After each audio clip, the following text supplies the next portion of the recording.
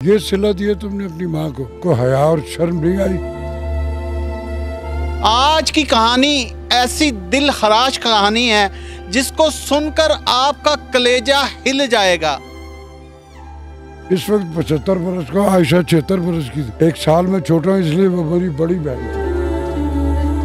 कि अपनी जवानी में वो गलती कभी ना करें जो आयशा खान ने की। वो गलती क्या थी? नाज़रीन, मैं उस गलती को बार बार क्यों दोहरा रहा हूँ कि जितने बूढ़े आर्टिस्ट हो जाते हैं उन्हें चाहिए कि अपनी जवानी में कभी भी अपनी जायदाद का बंटवारा ना करें, क्योंकि वो वेल मैनर्स थी, वेल सेटल्ड थी, फॉर्च्यूनर गाड़ी थी उनके पास, तब मेड थी, नौकर चाकर थे, और उन्होंने एक स्केड्यूल बनाया होता था डेली की रूटीन में कि आज मैंने इस गरीब के घर राशन देने जाना है। ऐसा ही है, ऐसा ही है। इसमें कोई शक तो नहीं, कोई शक कोई झूठ तो नहीं। लेकिन आखिरत देखें आप, एक फ्लैट में 7 दिन तक गुर्बत की मौत। औलाद मौजूद है, अजीज़ो अकारब मौजूद है, मोहल्लेदार मौजूद है।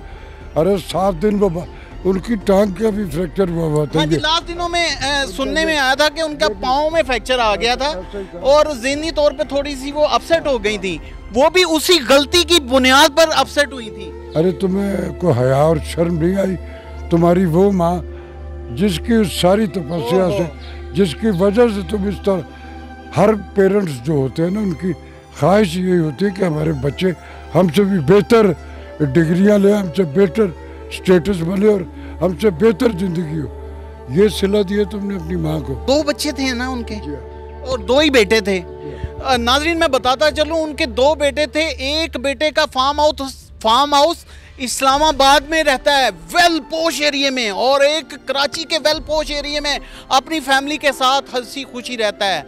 और आयशा खान एक फ्लैट में आ गई थी, और पहले जब फ़ोन करती थी तो 1 सेकंड में उठा लेते थे।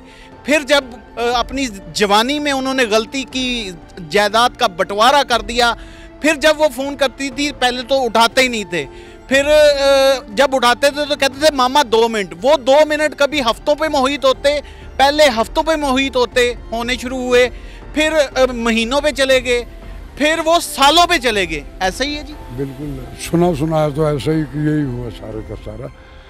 देखो बेटा, पेरेंट्स जो होते हैं ना, औलाद ही के लिए सारा कुछ कर रहे होते, लेकिन इस लम्हे मौजूद में जो सेटअप और जो माशरे में एक आइडियोलॉजी और वो है कि अनड्यू तेजियाँ आ गई हुई सारी।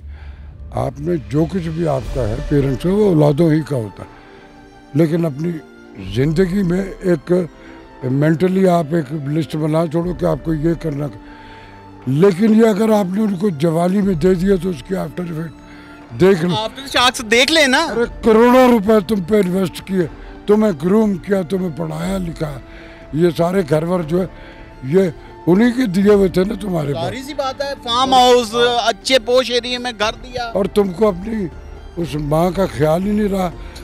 लोनलीनेस मार देती है बंदे को। ये देखे मेरे हाथ कांप रहे हैं बेटा, ये मेरे हाथ कपा रहे हैं। आर्टिस्ट, हम जो फनकार लोग होते हैं, हम हसास लोग होते हैं। हम में फील कंपैरेटिवली आम आदमी से बहुत ज़्यादा होती है। बड़ा दिल दुखा बेटा। मैं तो मजदूर आदमी हूँ, लेकिन उसके बावजूद भी जो को मेरे थोड़ा बहुत मेरे पल्ले, मैंने एक विल बना के रखी, लेकिन ये विल खुलेगी उस वक्त जब मैं अल्लाह मियाँ के पास जाऊँगा, तब तक वो मैं। अच्छा, मुझे ये बताइएगा कि अपने जो हैं जितने आर्टिस्ट सीनियर सिटीज़न आर्टिस्ट हो चुके हैं, सीनियर सिटीज़न हो चुके हैं, उनको क्या पैगाम जारी करेंगे जो आयशा खान ने गलती की, अपनी जवानी में अपने दोनों बच्चों को अपनी जायदाद का बंटवारा करके दे दिया और फिर कसम पुसरी की मौत उसके नसीब में आई? देखो बेटा, मेरे हम असुर में से जितने इस मुल्क के मोतबर बड़े नाम, उनमें से बेशुमार तो अल्लाह मियाँ के पास चले गए। अपने एसेट जो है उन्हीं का सारा कुछ, लेकिन इस कदर बेमेहर आइडियोलॉजी और एक करिश्मा हमारे लोगों में पैदा हो चुका हुआ है कि हमको सिर्फ यह है कि अब्बा का ये मुझे आज मिल जाए।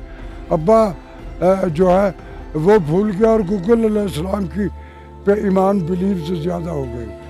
आप be careful, life is a simply take one, there is no take two. अपने सारा कुछ जो आपने बांटना है, आप अपनी बेटी उनके सबका हमारे रिलीजन में उसके हिस्सा हुआ है, वो आपका उन्हीं को सब कुछ देना। वो अभी क्या है?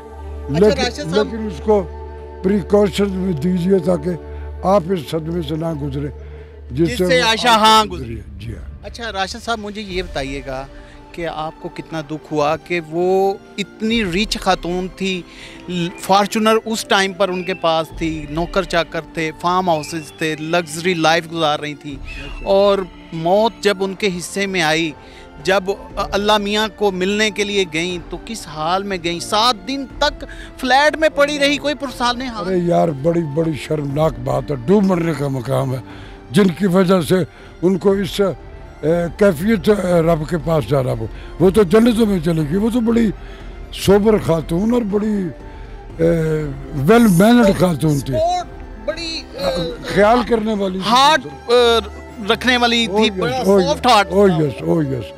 लेकिन ये अंजाम जो है, ये इबरत है कि वो गौर से बच्चों अपने पेरेंट्स से ख्याल रखो। तुम आज जो कुछ भी हो, ये उन्हीं की मेहनत।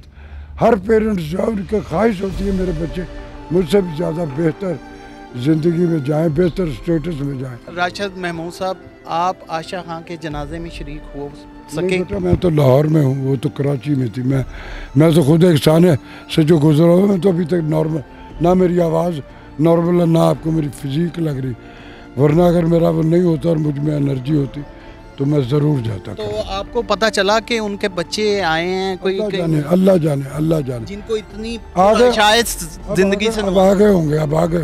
लाजवाल बुलंदियों पे, शोहरत की बुलंदियों पे गई नाज़रीन, और आखिरत में मौत उनके हिस्से में कैसे आई? कसम पुसरी की, गुर्बत की मौत। और वो मौत क्यों आई कि जवानी में उन्होंने जो गलती की, कि जवानी में अपनी जायदाद का बंटवारा किया, उस वजह से ये मामला हुआ। इसी के साथ अपने मेजबान इमरान और कैमरामैन सईद ज़ैगम अब्बास को दीजिए इजाज़त। देखते रहें डेली सोशल पाकिस्तान।